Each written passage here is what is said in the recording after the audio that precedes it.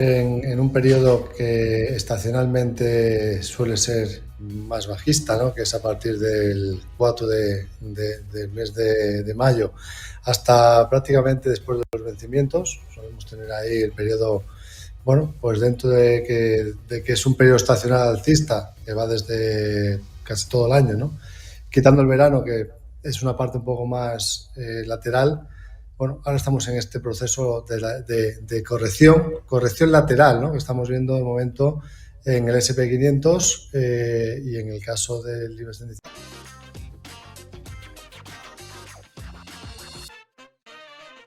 Bueno, pues nos estamos acercando justamente hoy a lo que es la directriz que une los los mínimos crecientes. Fijaros, desde el pasado 12 de octubre, hoy nos hemos acercado a esa directriz que une esos mínimos crecientes. La pérdida de ese nivel pues nos podría llevar a la zona de los 8.630 en el IBEX 35. Yo me estoy fijando mucho en el SP500 porque es cierto, ¿no?, que como decimos, estamos en un rango lateral correctivo, fase correctiva, que comenzó, bueno, pues nos dio un aviso por aquí el día 24 de abril. Luego es cierto que tuvo 2 días de fuertes subidas, pero no fue capaz de superar los 4.200, que es la zona de resistencia relevante, y ahora de momento pues parece que podríamos de nuevo acercarnos al soporte de los 4.050.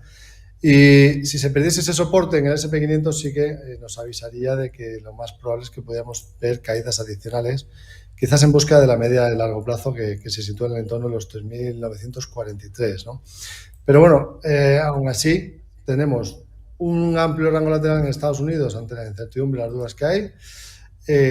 Tenemos por un lado la crisis bancaria, tenemos por otro lado el techo de deuda, a ver si llegan a un acuerdo, y luego hemos visto como Powell sí que es cierto que nos ha comentado, ¿no?, que podría ser la última subida de tipos de interés, pero ha dejado la puerta abierta a que pudieran venir más dependiendo de los datos, ¿no? Y esto es algo que realmente no ha gustado mucho al mercado, que el mercado esperaba que ya definitivamente Powell dijese que esta iba a ser la última subida de tipos y que ya tendríamos el pivote que todo el mundo desea, ¿no?, en el mercado. Así que, bueno, de momento, fase correctiva que está siendo lateral, la amplitud de mercado se sigue viendo deteriorada. Fijaos cómo, pues aquí en este día que decíamos que nos daba una señal de coberturas, pues luego tuvimos rebotes, pero aún así, como decimos, no se rompió el máximo anterior. La mayoría de los valores en Estados Unidos pues está corrigiendo, descontando algunos que son los que han mantenido el SP500, que han sido las grandes compañías tecnológicas que tienen mucho peso, y eso ha hecho que cayese menos, ¿no?, que no haya caído con fuerza. Pero vamos, yo te digo, 4.050 sería para mí el nivel a vigilar en el SP500. De hecho, yo tengo una posición corta que si llega ahí la voy a cancelar, y luego me esperaría a ver si perdiese ese mínimo, pues intentaría buscar algún rebote para buscar luego algún corto adicional en esta fase correctiva. Pero bueno, en este escenario, Sergio, ¿qué valores te gustan? ¿Aunque hay que estar, aunque no hay que no estar? Bueno, pues lo que está fuerte en este caso sigue siendo la gran tecnología. Tenemos en Estados Unidos Apple, que ha subido con muchísima fuerza, aunque es cierto que ayer entró muchísimo volumen en el día y que podría tomarse algún descanso. Yo creo que lo ideal sería ya empezar a ver descansos aquí en estos valores que están en tendencia alcista y que nos pueden dar alguna oportunidad de comprar mejores precios. Y bueno, dentro del mercado español voy a indicarte, ¿no?, voy a echar un vistazo a lo que en este caso tenemos como más fuerte. Normalmente, bueno, pues tendríamos compañías como Iberdrola, CS, que lo están haciendo muy bien. En el caso de Iberdrola seguimos viendo que aguanta muy bien, que tenemos un rango que se rompió por la parte superior y que tenemos objetivos activos, con lo cual correcciones que se pudieran venir y que se pudieran ver aquí, o descansos en la subida, pueden ser aprovechadas para subirse a la tendencia. ACS también se había comportado muy bien, fuerte, sigue estando en fuerte tendencia alcista. Bueno, pues nos faltaría esperar también a ver si se toma algún descanso para plantear pues entradas en mejores precios. Ya te digo, de momento yo lo que haría es, vamos a ver qué hace el IBEX 35, si aguanta ese soporte, porque si pierde el IBEX 35 este soporte, que serían los mínimos de hoy, podemos ver alguna corrección adicional y, por tanto, encontrar mejores oportunidades a partir de ese momento, ¿no?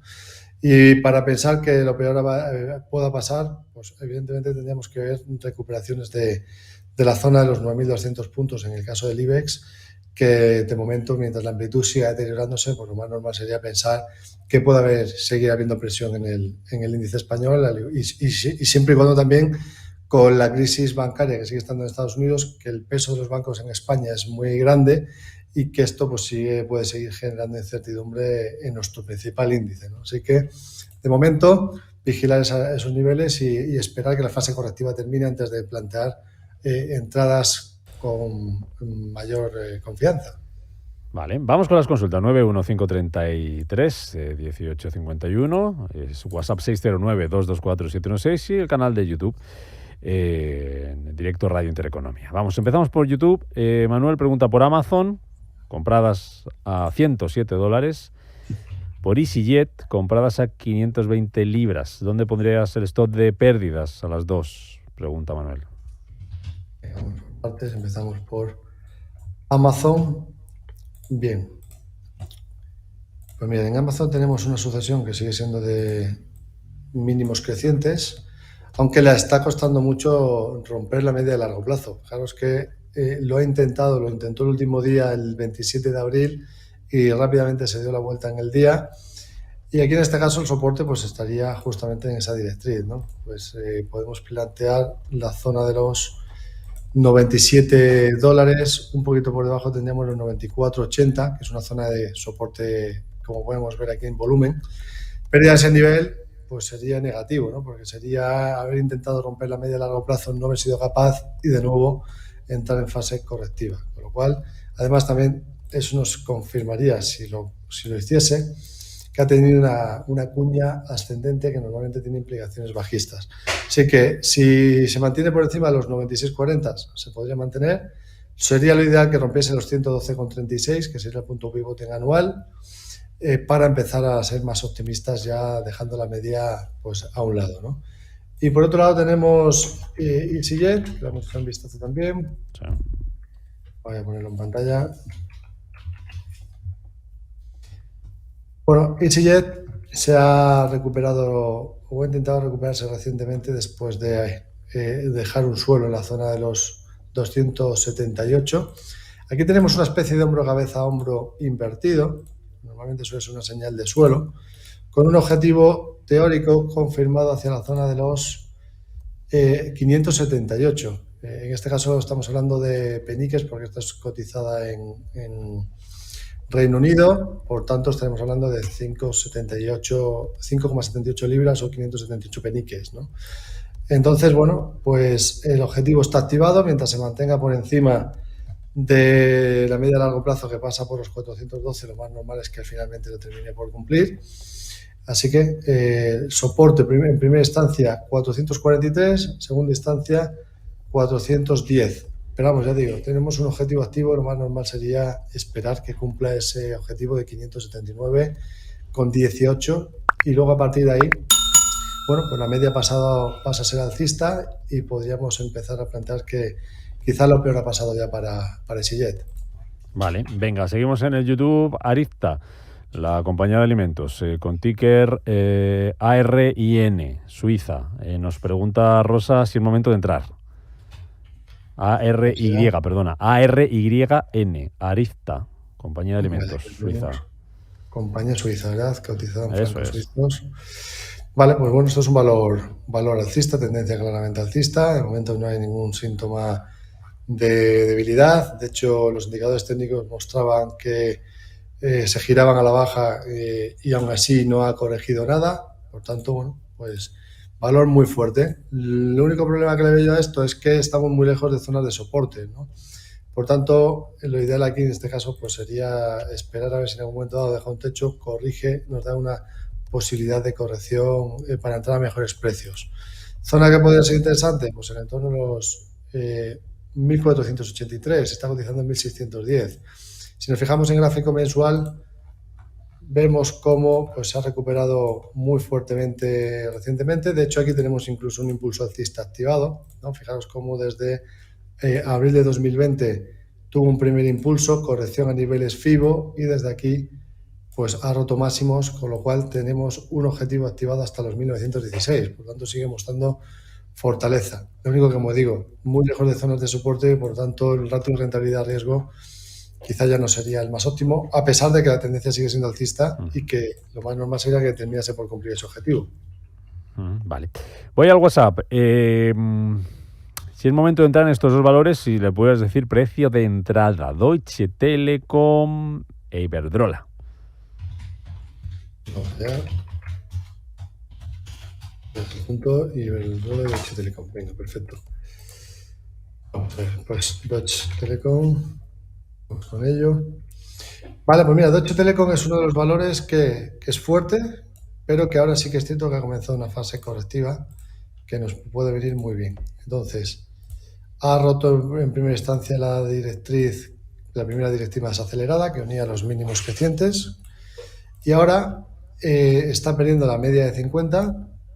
Tenemos a los indicadores técnicos girados a la baja, como puede ser el MACD o el Momentum, y todavía no está sobrevendido, ¿no? Por lo tanto, yo lo que haría aquí es, desde el último tramo alcista que hemos visto, que ha sido desde los mínimos del 28 de diciembre, marcar niveles FIBO. Tenemos en primera instancia los 20,93 y en segundo lugar los 20,40, que sería el 50% de todo ese tramo de subida. Además, coincidiendo con el nivel de resistencia R1 de los puntos pivote en anual, una vez que ya se ha llegado a R2. Por lo tanto, lo más normal sería que se viniera a buscar ese nivel, ¿no?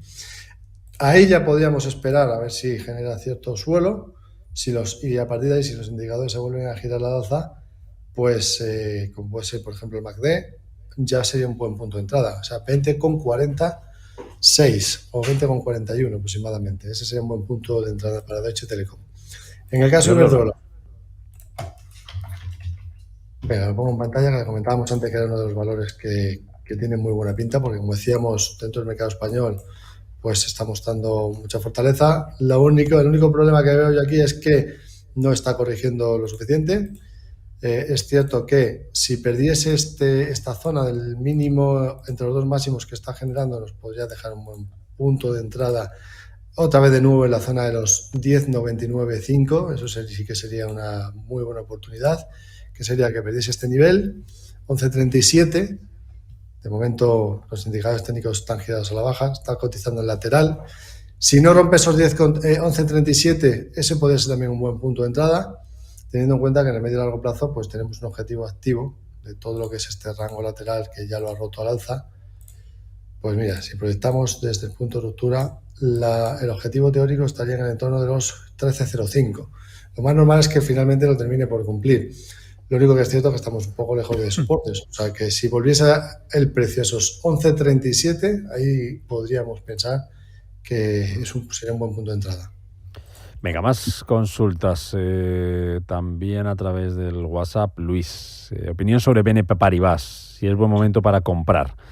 Dice, lo comento porque la fecha ex dividendos a final de mayo y le queda mucho recorrido para llegar a su precio objetivo. De ese mismo modo, agrego que ayer ha presentado resultados y ha sido mejor de lo esperado por el consenso del mercado. BNP Paribas, pregunta Luis.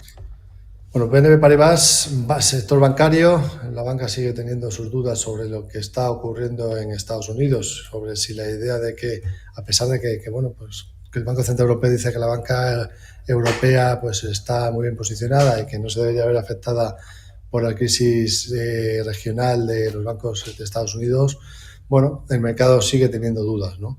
Y lo que hemos visto en BNP Paribas ha sido una corrección inicial, que esto vino con la crisis de Silicon Valley Bank. Luego, cuando se rescató, hemos tenido subidas en los bancos y ha llegado al 61,8% de todo el tramo de caída adicional sin ser capaz de superarlo, ¿no? Por lo tanto, yo aquí me mantendría al margen, de momento me mantendría al margen de BNP Paribas, siempre y cuando no se sitúe por encima del entorno de los 59,48. Mientras no rompa ese nivel me mantendría al margen, porque hemos visto primero Silicon Valley Bank, luego First Republic Bank, y estamos viendo cuáles pueden ser los siguientes bancos en caer, ¿no? Y al final pues no deja de ser una incertidumbre en el sector bancario en general. Así que mientras tengamos eso encima de la mesa, pues cierta precaución, y en este caso, mientras no supere esa zona del 61,8, que sería los 59,48, puede haber riesgo de que sigamos viendo correcciones en el valor. Mensaje de audio. Señor analista, ayer miércoles me puse bajista en bancos, Bankinter y Santander. Hoy jueves, ¿cómo ven el tema? ¿Sigo o caerán? Gracias. Vale, Verás. pues aquí lo tenemos. Mira, en el caso de Bank Inter, tuvimos primer movimiento bajista, rebote al 61,8, no fue capaz de superarlo. Por tanto, ha dejado una resistencia claramente ahí, en el entorno de los 6,16. Ahora bien, si Bank Inter pierde la zona de los 4,93, es que nos activaría un segundo impulso bajista, ¿no? Que nos marcaría una proyección teórica hacia el entorno de los 4,24, teniendo en cuenta que hay una resistencia, un soporte, perdón, en los 4,36. Con lo cual, de momento es tendencia bajista. O sea, se podría mantener, sobre todo si perdiese ese nivel, pues con mayor claridad. Ahora bien, si no se está muy seguro de que bueno, pues puede haber mucha proyección, lo que puedo hacer es poner un objetivo de caída en los 9,36, que fueron los mínimos anteriores. Si lo toca, hacer caja, esperar a ver si lo termina de perder y luego, si vuelve a haber algún rebote tras pérdida, aprovechar el rebote otra vez para posicionarse en corto. Sería una estrategia un poco de menos riesgo, ¿no? Y luego la otra sería Santander, me había comentado también, ¿verdad? Santander, muy rápido, que está Luis ahí esperando al teléfono. Santander tenemos la misma situación. Primer soporte 306 y si lo pierde, pues tendríamos los 2,89, que sería el mínimo de la crisis de Silicon Valley Bank. Ahí también se podría hacer caja y esperar. Vale. Luis, buenos días. Hola, buenos días. Quería preguntar por 3 valores, por favor. LVMH, Rain Metal y Microsoft. Estoy dentro de los 3. Muchas gracias, muy amable. Vale. Dime Louis Vuitton y Rain Metal. Bueno, dime Louis Vuitton y luego te dejo los deberes, para que uno de ellos de los deberes va a ser Microsoft. Dime Louis Vuitton, ¿cómo lo ves? Louis Vuitton, tendencia claramente alcista, valor que se puede perfectamente mantener. Lo único que tendríamos un riesgo de corrección adicional quizás hacia la zona del soporte previo, que es toda esta zona de congestión, 802, si pierde los 857,76, de muy corto plazo, porque podría estar generando ahí una especie de hombro cabeza a hombro, pero la tendencia sigue siendo claramente fuertemente alcista, ¿no? En todos los plazos, tanto en gráfico diario como en mensual, como en semanal, con lo cual, bueno, muchísima fortaleza. Ahora, ¿qué quiere hacer caja si pierde ese nivel? Pues podría hacer cajas de perder los 864. Kéfir de Nestlé, con 16 fermentos lácteos y auténticas levaduras de kéfir. Y ahora, en formato individual con vitamina D. Tu dosis diaria de kéfir. Bueno, empezamos, si te parece, por Rain Metal, que la tengo aquí en pantalla. Es un valor fuertemente alcista que se aprovecha de la inversión pública en defensa. En este caso ha comprado incluso algunas fábricas en España y lo está haciendo espectacularmente bien, ¿no?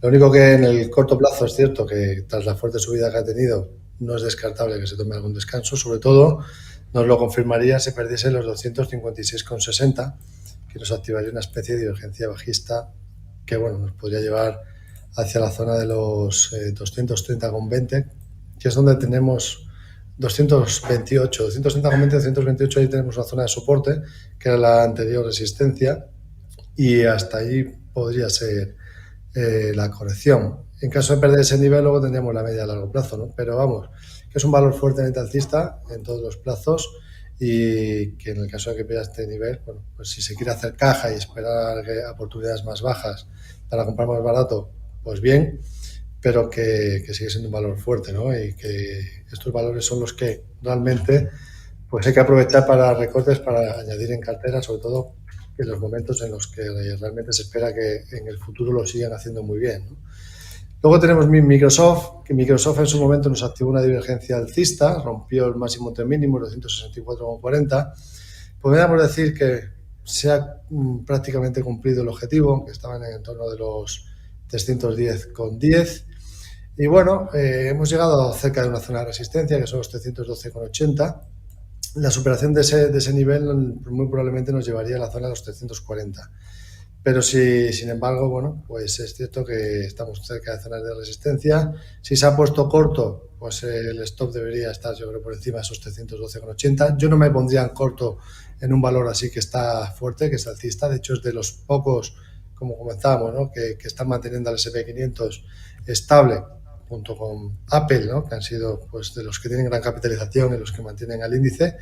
Si se quisiera entrar, bueno, pues quizás esperar alguna corrección de nuevo hacia la zona de los 292,40 podría ser una buena oportunidad, o si rompe los 312,80, esperar que lo rompa, que se apoye en ese nivel de soporte para luego volver a entrar en largo, ¿no? Yo estaría más por la labor de esperar correcciones para el largo que ponerme corto en un valor que en este caso está muy fuerte. Luego, por otro lado, habíamos comentado, tenemos Uniper y Apple, ¿verdad? Pues vamos a echar un vistazo. Parece, empezamos por Uniper. Apple, te digo, Apple compradas a 107 y Uniper, beneficios. Me pregunta si vende o mantiene después de la subida. Bueno, pues bueno, empezamos por Apple y así ya que terminamos con las tecnológicas, una vez hablado de Microsoft. Ayer entró un fuerte volumen de vendedor, pero sin embargo, pues ha aguantado el soporte. El primer soporte lo tenemos en esta zona, en la zona de los 162,74. Hoy sabemos que va a informar de sus resultados. Los resultados espera un beneficio por acción de $1,43. El año pasado, en el mismo trimestre, tuvo 1,52. Por lo tanto, si confirma esa previsión, pues estaría por debajo de lo que ganó el año pasado. En cuanto a ingresos, esperan 92.900 millones de ingresos, cuando el año pasado tuvo 97.280. Por lo tanto, también quedaría por debajo. En el trimestre anterior no superó las previsiones del consenso, aún así siguió subiendo. Bueno, pues ya veremos a ver qué es lo que pasa aquí. Lo que sí que es cierto que tenemos resistencias muy cercanas, bastantes resistencias aquí, que han sido los recientes máximos. Toda esta zona de 173,50 es una zona de resistencia. El máximo que nos ha dejado esta semana también es una zona en la que había habido volumen anteriormente, por tanto también hay resistencia, con lo cual veremos a ver cómo se toma el mercado los resultados, pero en caso de que pierda los 162,74 sería la confirmación de eso de compra en el rumor, vende en la noticia, ¿no?, de que nos pudiéramos tener alguna fase correctiva adicional de corto plazo. Aunque aún así la tendencia sigue siendo alcista. Tendríamos soporte en el entorno de los 156,30 y luego en la zona de la media a largo plazo que pasa por los 150,60. Así que vamos a ver qué pasa. Si se quiere esperar a poner un stop por debajo de los 162,74, pues ahí confirmaría, está con ganancias, podría ser hacer caja, ¿no?, si los resultados no son buenos. Vale. Y luego, Uniper que nos queda Uniper, vale, sí. Uniper, venga, echamos un vistazo rápido también. Decía que estaba en beneficios y que quería saber si era un buen momento para deshacer posiciones tras la subida. Bueno, de momento se está atacando la media a largo plazo, que en este caso es una zona de resistencia. Luego tendríamos resistencia en el máximo anterior 4,36. Me tengo que ir a gráfico horario porque al ser tan volátil este valor, pues tratar de ver un poco qué es lo que puede hacer, ¿no? Parece que lo más probable es que pueda ir a buscar esos 4,36. Quizás si se quiere salir, pues ese puede ser un buen punto de salida, ¿no? 4,36, que hace una resistencia previa, a ver si es capaz ya de terminar de cumplirlo. Está un poquito sobrecomprado, es cierto, pero puede mantenerse sobrecompra un poco más en gráfico de una hora y tratar de buscar esos niveles, ¿no? Por otro lado, que se da la vuelta y pierde la zona de los 3,95, pues ahí podría asegurarse hacer caja y ganar, ¿no? Pero bueno, quizás aprovecharse un poquillo más de ese movimiento, a ver si lo termina de cumplir, 4,36, y ganar un poquito más puede ser una buena opción. Marian, ¿qué hace con IAG compradas a 2 euros? IAG,